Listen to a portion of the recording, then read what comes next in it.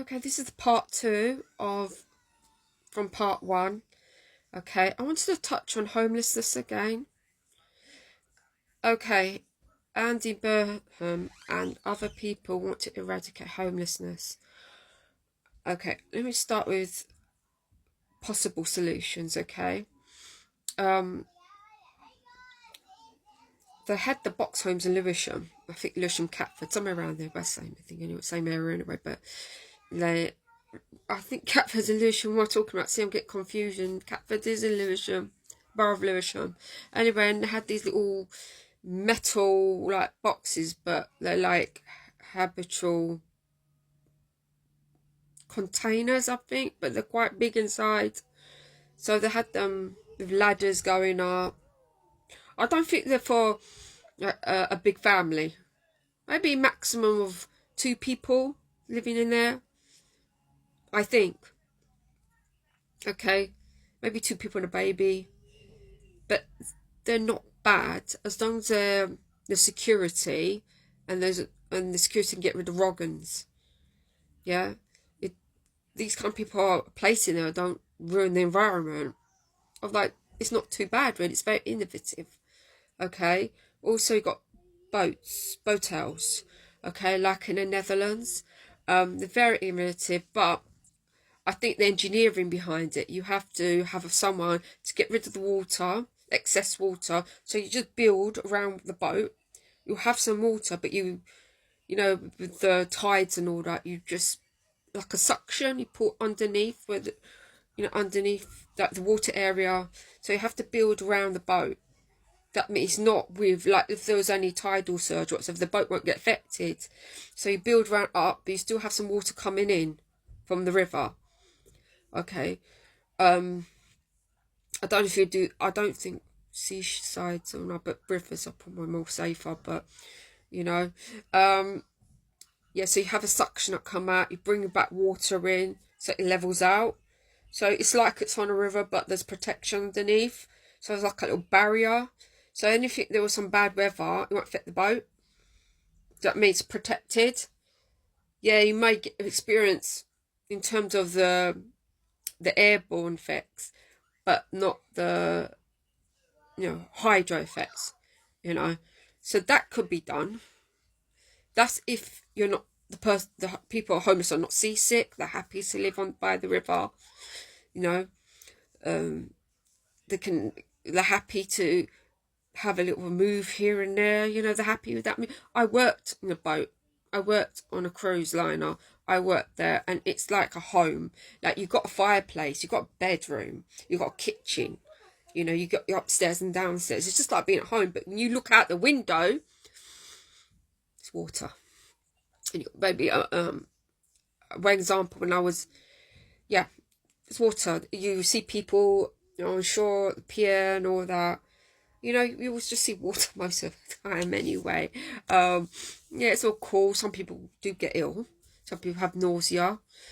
But some people love it. Some people love living like that.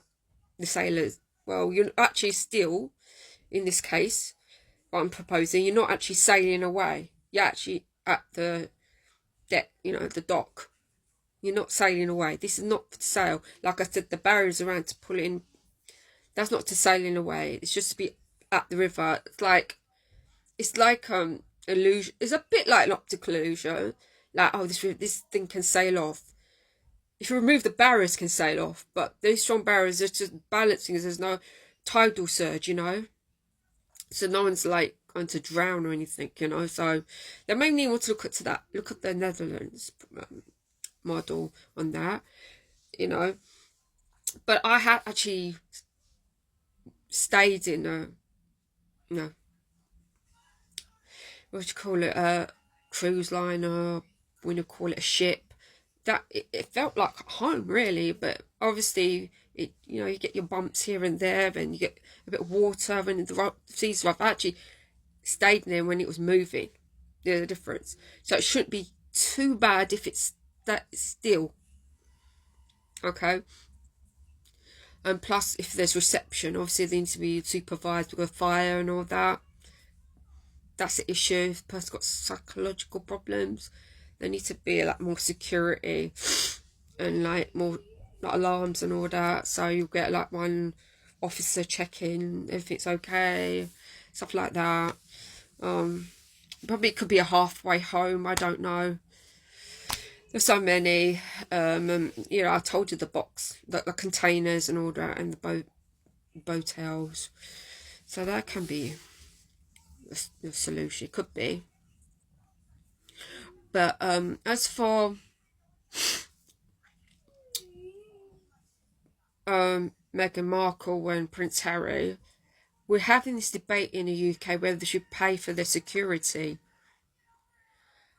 I don't know why we're having a debate about that, to be honest with you. There are other things we could really debate. When you're a prince, okay, this is just me. This is just me. If a prince choose to marry someone who's, you know, let's say, if there's an Amazon princess, let's say that princess from the Shaka Zulu tribe, the princess of Sweden, you know, anyone from the forest, rainforest, princess from the rainforest, or ordinary woman to the highest. Okay, it could be from a lady as well, you know. Don't you think any person who comes to the world will have that right as well to be protected? Whoever you are, don't you think that person has a right to protect? And especially children who've got a royal bloodline deserve that protection. Why are we having a debate? I don't know why we're having a debate. Is it because she's brown? You know, I don't understand. Is it because she's a brown girl she deserves less protection? Like I said, from the Amazon to ladyship, yeah? Anyone who rose into the royal